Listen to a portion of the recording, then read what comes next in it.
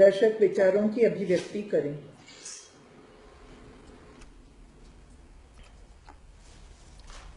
नमस्कार।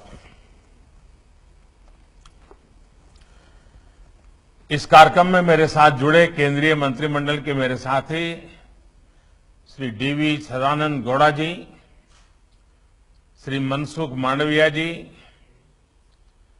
श्री अनुराग ठाकुर जी, हिमाचल प्रदेश के मुख्यमंत्री श्री जयराम ठाकुर जी, मेघालय के मुख्यमंत्री श्री कोनराड के सांगमा जी, डिप्टी सीएम श्री प्रेस्टोम तिनसोंग जी, गुजरात के डिप्टी सीएम भाई नितिन पटेल जी, देश भर से जुड़े जन औषधि केंद्र संचालक, लाभार्थी महोदय, चिकित्सक और मेरे भाई और बहनों, जन औषधि चिकित्सक, जन औषधि ज्योति और जन औषधि सारथी, ये 3 प्रकार के महत्वपूर्ण अवार्ड प्राप्त करने वाले, सम्मान पाने वाले मैं सभी साथियों को बहुत बहुत बधाई देता हूं। साथियों, जन औषधि योजना को देश के कोने कोने में चलाने वाले और इसके कुछ लाभार्थियों से आज मुझे बातचीत करने का अवसर मिला और जो चर्चा हुई है उसमें स्पष्ट है कि ये योजना गरीब और विशेष करके मध्यम वर्गीय परिवारों की बहुत बड़ी साथी बन रही है। ये योजना सेवा और रोजगार दोनों का माध्यम बन रही है। जन औषधि केंद्रों में सस्ती दवाई के साथ साथ युवाओं को आय के साधन भी मिल रहे हैं। विशेष रूप से हमारी बहनों को, हमारी बेटियों को जब सिर्फ 2.5 रुपये में सैनिटरी पैड्स उपलब्ध कराए जाते हैं तो इससे उनके स्वास्थ्य उस पर एक सकारात्मक असर पड़ता है। अब तक 11 करोड़ से ज्यादा सैनिटरी नैपकिन्स इन केंद्रों पर बिक चुके हैं। इसी तरह जन औषधि जननी इस अभियान के तहत गर्भवती महिलाओं के लिए जरूरी पोषण और सप्लीमेंट्स भी अब जन औषधि केंद्रों पर उपलब्ध कराए जा रहे हैं। इतना ही नहीं, 1000 से ज्यादा जन औषधि केंद्र तो ऐसे हैं जिन्हें महिलाएं ही चला रही है। यानी जन औषधि योजना बेटियों की आत्मनिर्भरता को भी बल दे रही है। भाई और बहनों, इस योजना से पहाड़ी क्षेत्रों में, नॉर्थ ईस्ट में, जनजातीय क्षेत्रों में रहने वाले देशवासियों तक सस्ती दवा देने में भी मदद मिल रही है। आज भी जब 7,500वें केंद्र का 75वें केंद्र का लोकार्पण किया गया है तो वो शिलांग में हुआ है। इससे स्पष्ट है कि नॉर्थ ईस्ट में जन औषधि केंद्रों का कितना विस्तार हो रहा है। साथियों, 7500 के पड़ाव तक पहुंचना इसलिए भी अहम है क्योंकि 6 साल पहले तक देश में ऐसे 100 केंद्र भी नहीं थे और हम हो सके उतना जल्दी तेजी से 10,000 का टारगेट पार करना चाहते हैं। मैं आज राज्य सरकारों से, विभाग के लोगों से एक आग्रह करूंगा। आजादी के 75 साल हमारे सामने महत्वपूर्ण अवसर है। क्या हम ये तय कर सकते हैं कि देश के कम से कम 75 जिले ऐसे होंगे जहां पर 75 से ज्यादा जन औषधि केंद्र होंगे और वे आने वाले कुछ ही समय में हम कर देंगे। आप देखिए कितना बड़ा फैलाव बढ़ता जाएगा। उसी प्रकार से उसका लाभ लेने वालों की संख्या का भी लक्ष्य तय करना चाहिए। अब एक भी जन औषधि केंद्र ऐसा न हो कि जिसमें आज जितने लोग आते हैं उसकी संख्या 2 गुनी 3 गुनी न हो। इन 2 चीजों को लेकर के हमने काम करना चाहिए। एक काम जितना जल्दी होगा देश के गरीबों को उतना ही लाभ होगा।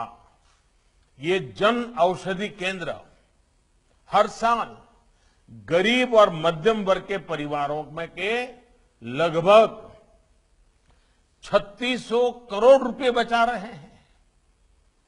और ये रकम छोटी नहीं है जो पहले महंगी दवाओं में खर्च हो जाते थे। यानी अब इन परिवारों के 3600 करोड़ रुपए परिवार के अच्छे कामों के लिए और अधिक उपयोगी होने लगे हैं। साथियों, जन औषधि योजना का तेजी से प्रसार हो, इसके लिए इन केंद्रों का इंसेंटिव भी 2.5 लाख से बढ़ाकर 5 लाख कर दिया गया है। इसके अलावा दलितों, आदिवासियों, महिलाओं और पूर्वोत्तर के लोगों के लिए 2 लाख रुपए का इंसेंटिव अलग से दिया जा रहा है। ये पैसा उन्हें अपना स्टोर बनाने, उसके लिए जरूरी फर्नीचर वगैरह लाने में मदद करता है। इन अवसरों के साथ ही इस योजना से फार्मा सेक्टर में संभावनाओं का एक नया आयाम भी खुला है। भाइयों और बहनों, आज मेड इन इंडिया दवाइयां और सर्जिकल्स की मांग बढ़ी है। मांग बढ़ने से प्रोडक्शन भी बढ़ रहा है। इससे भी बड़ी संख्या में रोजगार के अवसर पैदा हो रहे हैं। मुझे खुशी है कि अब 75 आयुष दवाएं, जिसमें होम्योपैथी होती है, आयुर्वेद होता है, उसको भी जन औषधि केंद्रों में उपलब्ध कराए जाने का फैसला लिया गया है। आयुष दवाएं सस्ते में मिलने से मरीजों का फायदा तो होगा ही, साथ ही इसमें आयुर्वेद और आयुष मेडिसिन के क्षेत्र को भी बहुत बड़ा लाभ होगा। साथियों, लंबे समय तक देश की सरकारी सोच में स्वास्थ्य को सिर्फ बीमारी और इलाज का ही विषय माना गया।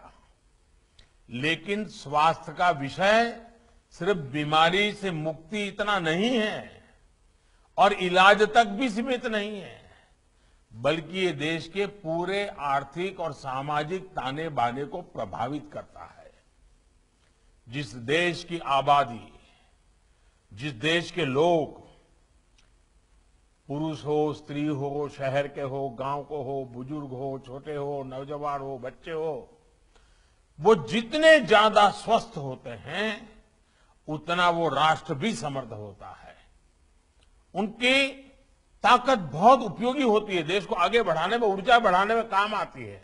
इसलिए हमने इलाज की सुविधा बढ़ाने के साथ ही उन बातों पर भी जोर दिया है जो बीमारी की वजह बनती है। जब देश में स्वच्छ भारत अभियान चलाते हैं, जब देश में करोड़ों शौचालयों का निर्माण होता है, जब देश में मुफ्त गैस कनेक्शन देने का अभियान चलता है, जब देश में आयुष्मान भारत योजना घर घर पहुंच रही है, मिशन इंद्रधनुष हो, पोषण अभियान चला, तो इसके पीछे यही सोच थी।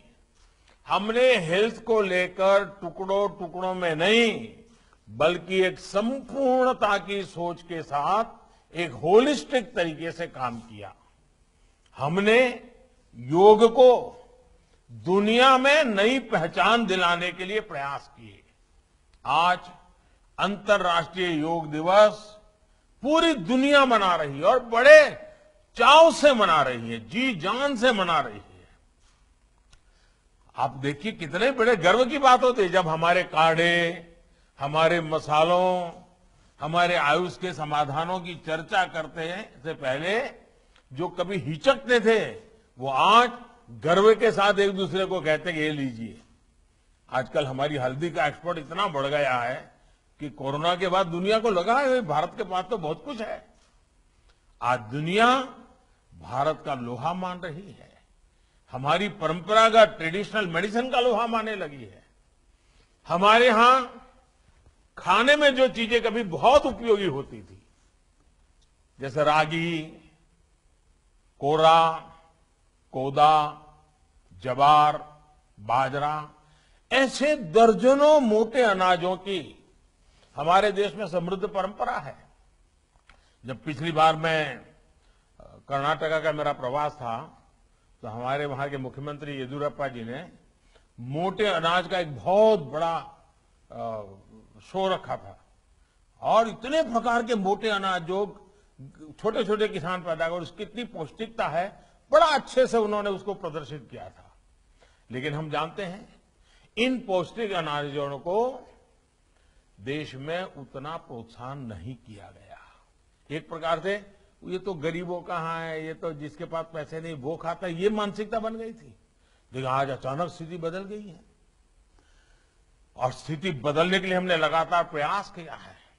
आज मोटे अनाजों को न सिर्फ प्रोत्साहित किया जा रहा है बल्कि अब भारत की पहल पर संयुक्त राष्ट्र यूनाइटेड नेशंस ने, यूएन ने वर्ष 2023 को इंटरनेशनल ईयर ऑफ मिलेट्स की भी घोषित किया है। ये मोटा अनाज मिलेट्स पर फोकस से देश की पौष्टिक अन्न भी मिलेगा और हमारे किसानों की आय भी बढ़ेगी। और अब तो 5 स्टार होटल में भी लोग ऑर्डर करते समय कहते हैं कि हमें वो मोटे अनाज की फलानी चीज खानी है। धीरे धीरे क्योंकि सबको लगने लगा है कि एक मोटा अनाज शरीर के लिए बहुत उपयोगी है और अब तो यूएन ने माना है, दुनिया ने माना है। 2023 में पूरी दुनिया एक वर्ष के रूप में उसको मनाने वाली है और इसका सबसे बड़ा लाभ हमारे छोटे किसानों को होने वाला है क्योंकि मोटा अनाज वहीं पैदा होता है, वही लोग मेहनत करके निकालते हैं। साथियों, बीते वर्षों में इलाज में आने वाले हर तरह के भेदभाव को समाप्त करने का प्रयास किया गया है। इलाज को हर गरीब तक पहुंचाया गया है।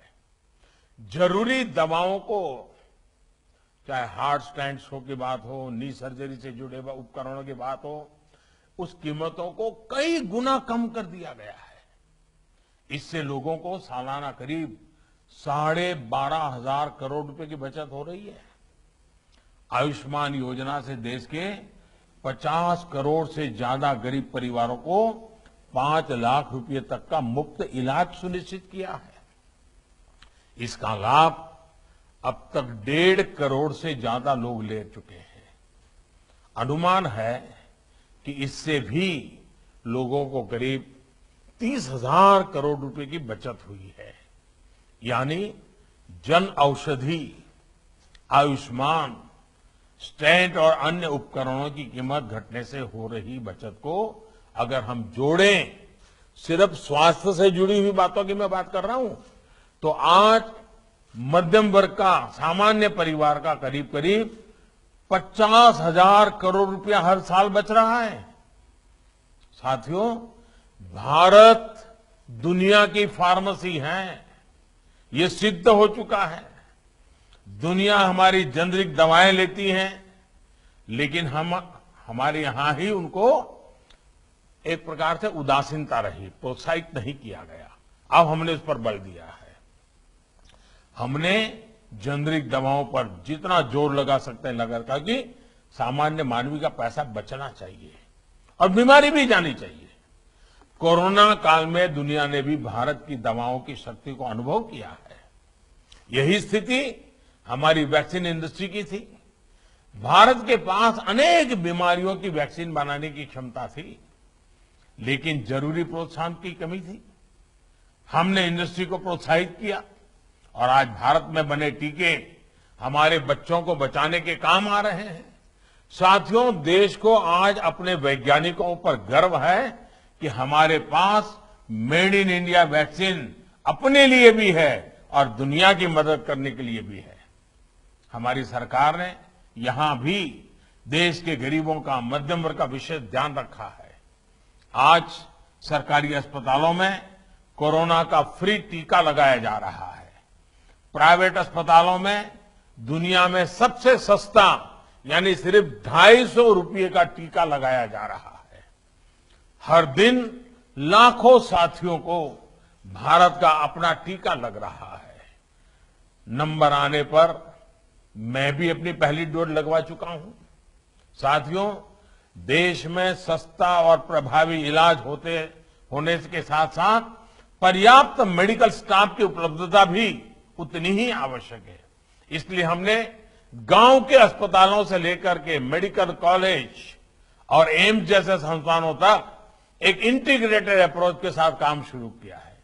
गांवों में 1.5 lakh health and wellness centre बनाए जा रहे हैं, जिनमें से 50,000 से ज्यादा सेवा देना शुरू भी कर चुके हैं। ये सिर्फ खांसी बुखार के सेंटर नहीं है, बल्कि यहां गंभीर बीमारियों के परीक्षण की सुविधाएं देने का प्रयास है। पहले जिन छोटे छोटे टेस्ट को कराने के लिए शहरों तक पहुंचना पड़ता था, वो टेस्ट अब in health and wellness centre पर उपलब्ध हो रहे हैं। साथियों, इस वर्ष के बजट में स्वास्थ्य के लिए अभूतपूर्व बढ़ोतरी की गई है और स्वास्थ्य के संपूर्ण समाधानों के लिए प्रधानमंत्री आत्मनिर्भर स्वास्थ्य योजना की घोषणा की गई है। हर जिले में जांच केंद्र, 600 से ज्यादा जिलों में क्रिटिकल केयर अस्पताल जैसे अनेक प्रावधान किए गए हैं। आने वाले समय में कोरोना जैसी महामारी हमें इतना परेशान ना करे, इसके लिए देश के हेल्थ इंफ्रास्ट्रक्चर में सुधार के अभियान को गति दी जा रही है। हर 3 लोकसभा केंद्रों के बीच एक मेडिकल कॉलेज बनाने पर काम चल रहा है। बीते 6 सालों में करीब 180 नए मेडिकल कॉलेज स्थापित किए गए हैं। 2014 से पहले जहां देश में लगभग 55,000 एमबीबीएस सीटें थी, वहीं 6 साल के दौरान इसमें 30,000 से ज्यादा की वृद्धि की जा चुकी है। इसी तरह पीजी सीटें भी जो 30,000 हुआ करती थी, उनमें 24,000 ज्यादा नई सीटें जोड़ी जा चुकी है।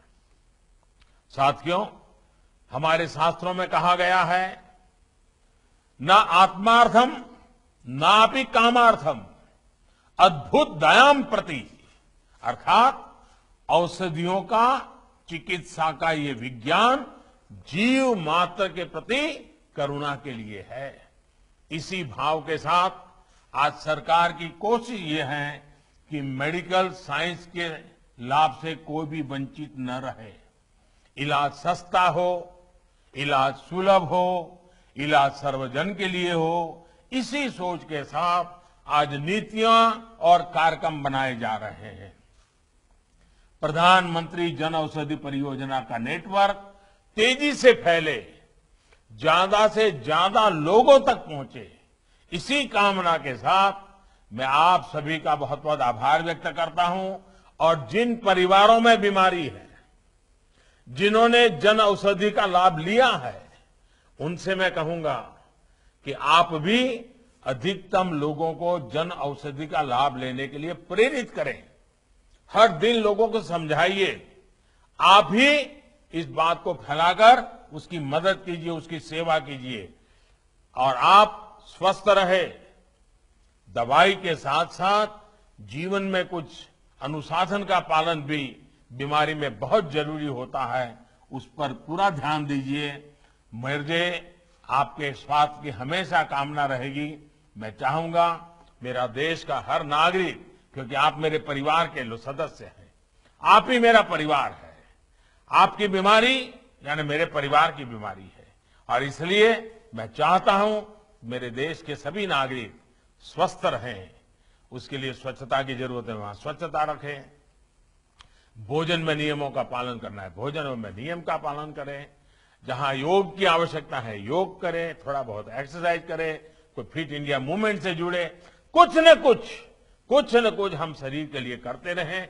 जरूर बीमारी से बचेंगे, और बीमारी आ गई तो जन औषधि हमें बीमारी से लड़ने की ताकत देगी। इसी एक अपेक्षा के साथ मैं फिर से एक बार आप सबका बहुत बहुत धन्यवाद करता हूं और सभी को बहुत शुभकामनाएं देता हूं।